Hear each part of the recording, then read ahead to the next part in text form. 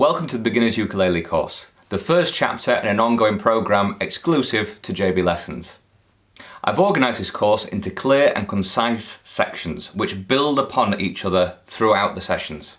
What I advise you to do is try to complete each section fully before moving on, but don't feel you have to get everything 100% accurate before going to the next section. The most important thing is that you stay interested and stimulated with new and fresh challenges.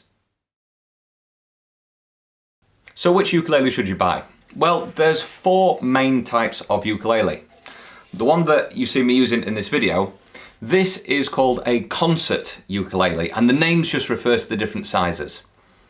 The ones that you generally associate the ukulele with are slightly smaller, about from the bottom of this one to there, and that would be called a soprano ukulele.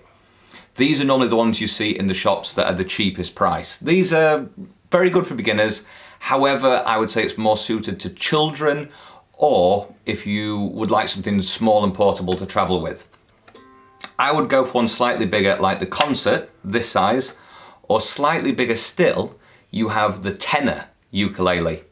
The bigger you go, the chord shape's still the same, the strings are still tuned the same, but it does have a slightly deeper sound, and the advantage is, when you get into playing chords, you have a little bit more space to get your fingers together. The soprano, you might find, especially if you've got large hands, that your fingers are very scrunched together all the time.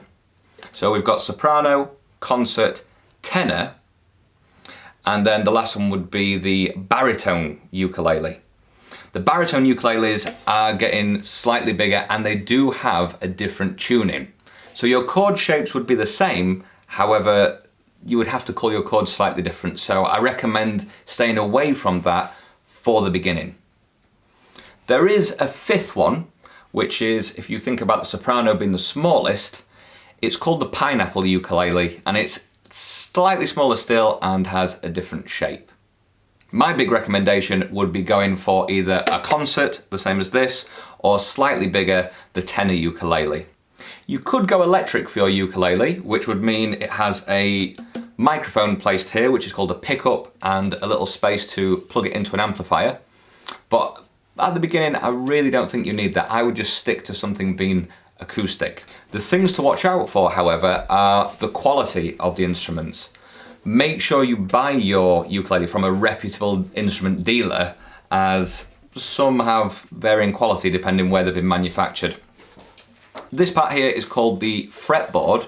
Try and get something that has a wooden fretboard, as instruments that are made entirely of plastic tend to have the spacings in the wrong place, meaning even if you learn how to play a chord properly, your ukulele will never stay in tune and the chords just will not sound right. So buy right or buy twice.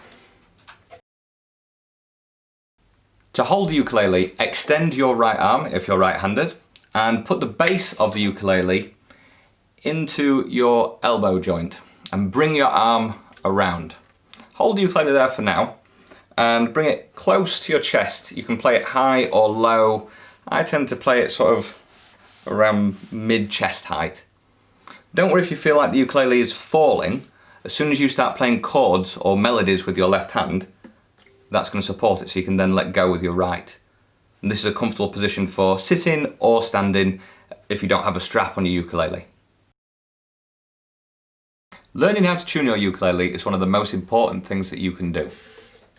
The strings on the ukulele are tuned to G, C, E, A. And the only thing that's a little bit strange about it, if you've played guitar before, is that the strings don't go in order of lowest to highest. They actually go in this order. G would be the highest, C the lowest, E, and then A. To help with tuning the ukulele, I really recommend that you either download a tuning app on your phone or tablet, or buy a little tuner. These are fantastic, and they work normally in two different ways. The first way is by using a microphone to listen to the sound of the note that you're playing, and it tells you whether you need to tighten or loosen the string to make it sharp or flat.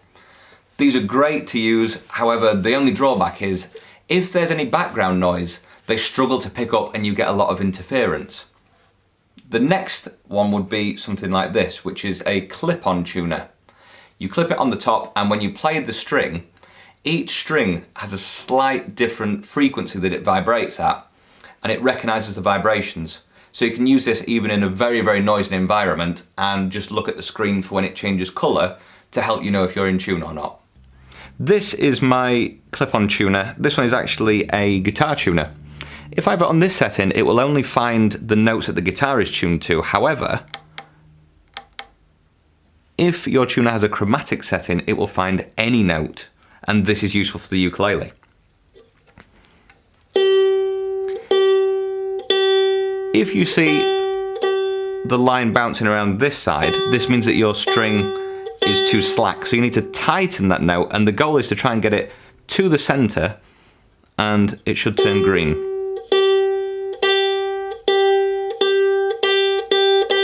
If you go too far the other way, the line's now on this side, you would have to come back. A good rule of thumb is always to go flat and then tighten. That way it keeps tension on the strings. So I would always knock it down and then tighten back up.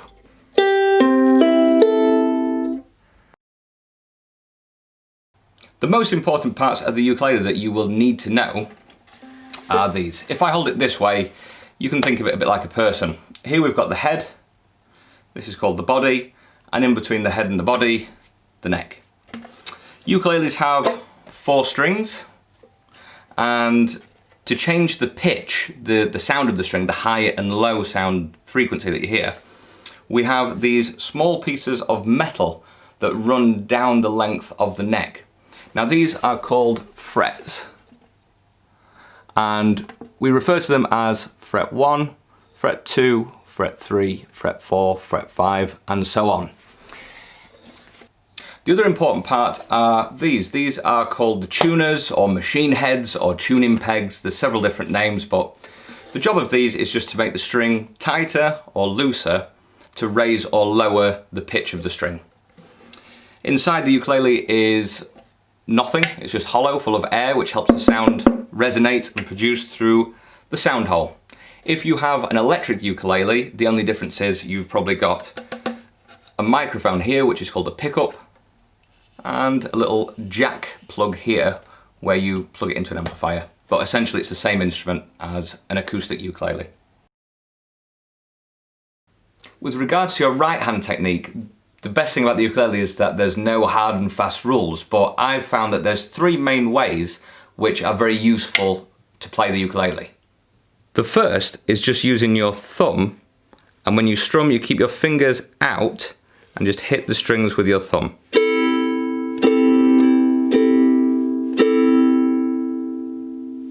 The second is using your index finger, slightly curled, to hit the strings with.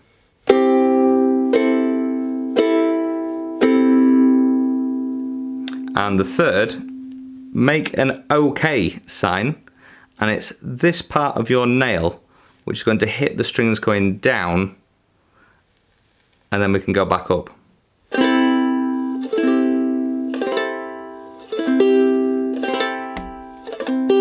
So for the down, I'm hitting with this part of my finger, and on the up, it's this part right here.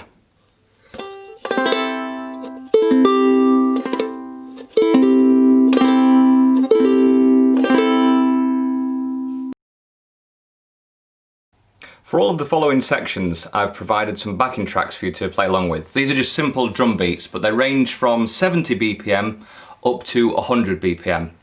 In my video demonstrations, I'm going to show you a slower one at around 80 BPM and a faster one at 100 BPM. I would recommend that you practice your chords and chord changes to these backing tracks. Alternatively, you can buy a metronome or download an app with the metronome and increase your speed by 5 BPM each time for every exercise until you get to the point where you feel you're struggling, then knock it back down. That way you can start at a nice steady pace of 70 BPM, increase it to 75, 80. If you get to the point where it's becoming difficult, increase it in 1 BPM increments, and then find the point that you're just struggling and knock it back. In a few days you'll be able to play much faster.